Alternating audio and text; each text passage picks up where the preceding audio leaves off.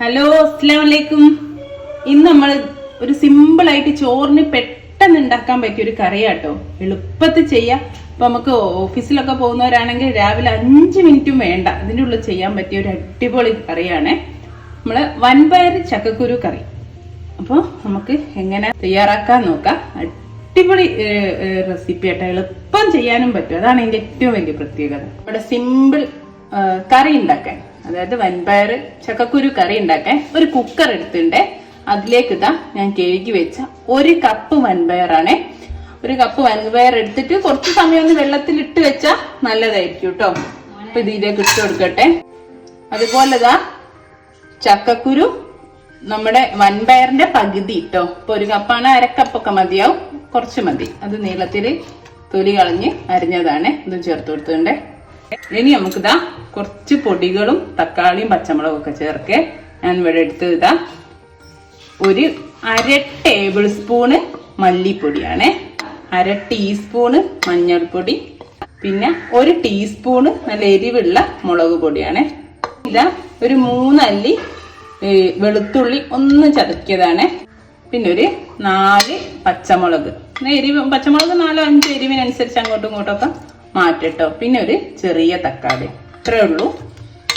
ഇത്രയും ചേർത്തിട്ട് ഇതൊന്ന് ഞാൻ മിക്സ് ചെയ്യട്ടെ.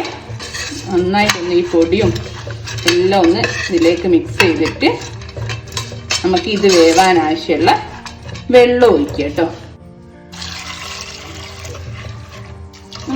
സാധാ ഒരു കറക്കിയുള്ള സാധാ നമ്മൾ കുക്കറിൽ പയറുകളൊക്കെ ഇട്ട് വേവിക്കും പോലുള്ള വെള്ളം ഒഴിക്കുക. ഇനി ഇത് നമ്മൾ കുക്കർ അടിച്ച് വെച്ചിട്ട് ഒറ്റ വിസിൽ മതി കേട്ടോ. ഇനി വൻപയർ തീരെ കുതിർത്തിട്ടില്ലെങ്കിൽ, സോക്ക് ചെയ്തിട്ടില്ലെങ്കിൽ വേണമെങ്കിൽ 2 വിസിലടിച്ചോളൂ. എന്താണെന്ന് വെച്ചാൽ നമ്മളെ ചക്കക്കുരു അധികം വെന്ത് പോയാൽ ടേസ്റ്റ് ഉണ്ടാവില്ല. അപ്പോൾ ഒറ്റ വിസിലടിച്ചാൽ തന്നെ നന്നായി വേവും. ഞാൻ 1 വിസിലടിച്ചെടുക്കട്ടെ. 1 വിസിൽ വന്നു, പിന്നെ ഓഫ് ചെയ്തു. പിന്നെ അതിന്റെ പ്രഷറൊക്കെ പോയി നമുക്ക് തുറക്കാം കേട്ടോ. അപ്പൊ ഇതാ തുറന്ന് എല്ലാം വെന്തൊടിഞ്ഞു പോയാൽ രസം ഉണ്ടാവില്ല കേട്ടോ, ടേസ്റ്റ് ഉണ്ടാവില്ല കറിക്ക്. അപ്പൊ അധികം ഒടിഞ്ഞു പോവരുത് നമ്മളെ ചക്കക്കുരു ഒന്നും.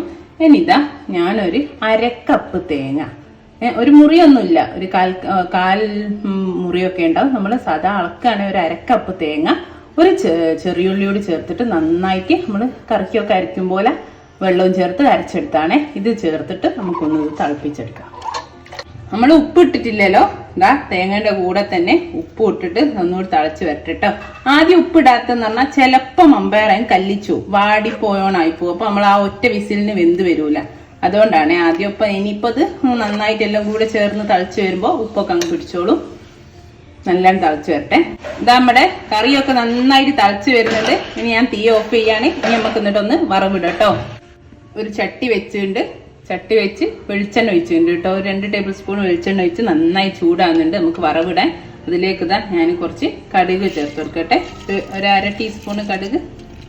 ഒന്ന് പൊട്ടി വരുന്ന സമയത്ത് നമുക്ക് ഇതാ ഇത്തിരി ചെറിയുള്ളി ഉണ്ട്, കുറച്ച് കരിവേപ്പിലയുണ്ട്. 1 ചെറിയുള്ളി മതിയാവും കേട്ടോ, നമ്മൾ തേങ്ങയിലും ചേർത്തതാണ്. പിന്നെ നമുക്ക് തീ ഓഫ് ചെയ്തിട്ട് ഇതാ 1 പിഞ്ച് ഉലുവപ്പൊടി കൂടി ചേർത്തിട്ട് നമ്മളെ കറി ചേർത്ത് കൊടുക്കും. അപ്പോൾ ഇതാ നമ്മളെ കടുകൊക്കെ പൊട്ടി വരുന്നുണ്ട്. അപ്പോൾ ഞാൻ ആദ്യം ചെറിയുള്ളി ചേർത്ത് കൊടുക്കുന്നുണ്ട്. കൂടെ തന്നെ ഇതാ കരിവേപ്പിലയും ചേർത്ത് തീ ഓഫ് ചെയ്യുക. എന്നിട്ട് നമ്മൾ ഉലുവപ്പൊടി ചേർത്തെടുത്തിട്ട് കറി ഇതിലേക്ക് ഒഴിക്കുക കേട്ടോ. ഈ ഓഫ് ചെയ്തിട്ട് നമ്മൾ ഉലുവപ്പൊടി ചേർത്താവും, അല്ലെങ്കിൽ പൊടി കരിഞ്ഞു കേട്ടോ. ഉള്ളിയൊക്കെ മൂത്ത് ഞാൻ തീ ഓഫ് ചെയ്ത് ഇനിതാ ഇതിലേക്ക് 1 പിഞ്ച് ഉലുവപ്പൊടി ചേർത്ത് ഇനി ഡയറക്റ്റ് നമ്മളെ കറി ഒഴിച്ചു കൊടുക്കാം കേട്ടോ.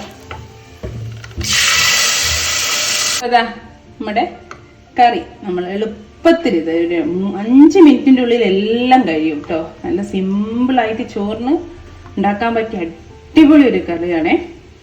ഇൻഷാ അല്ലാഹ് നല്ലൊരു വീഡിയോ ആയിട്ട് നമുക്ക് വീണ്ടും വരാം. എല്ലാവരും ട്രൈ ചെയ്ത് നോക്കിയിട്ട് ഫീഡ്ബാക്ക് ഒക്കെ അറിയിക്കും കേട്ടോ. Thank you.